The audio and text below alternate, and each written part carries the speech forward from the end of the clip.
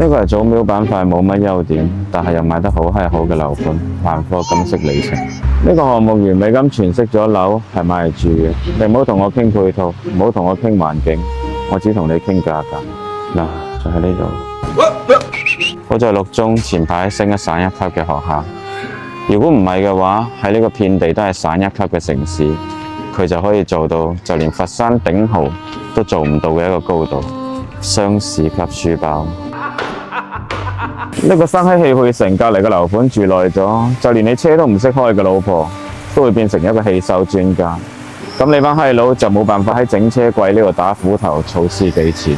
作為祖廟賣得最平嘅次新房，呢個係佢賣得好嘅主要原因。呢個價格注定城市見面就一鳩半嘅，真係屎忽生瘡冇眼睇。但係令人驚歎嘅係，佢樓下嘅街鋪竟然出奇嘅繁華，真係乜鳩都有。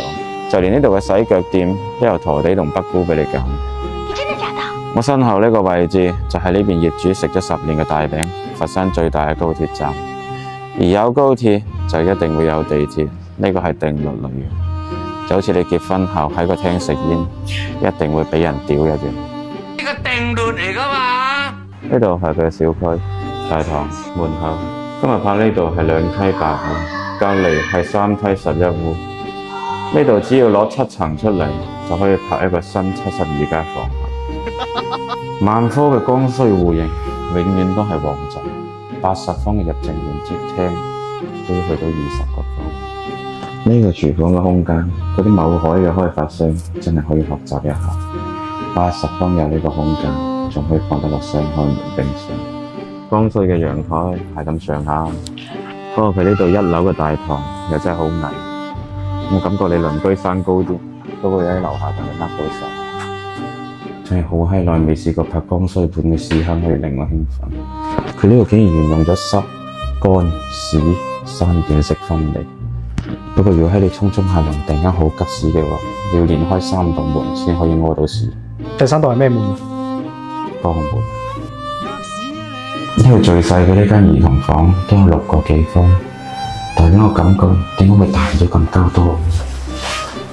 中介佬一定會同你講，佢呢隻80方嘅戶型係雙主人房，因為佢主人房同隔離間房一樣咁大，而佢空間感可疑，可能係因為佢冇有啲難夠跳牆。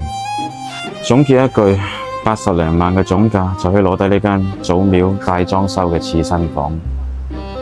呢度好似乜鳩都冇，但又好似乜鳩都有。莎士比亞都講過，配套唔一定係一個項目最重要嘅，最緊要係睇住自己嘅銀包可以承受幾大壓力。又係激情嘅一日。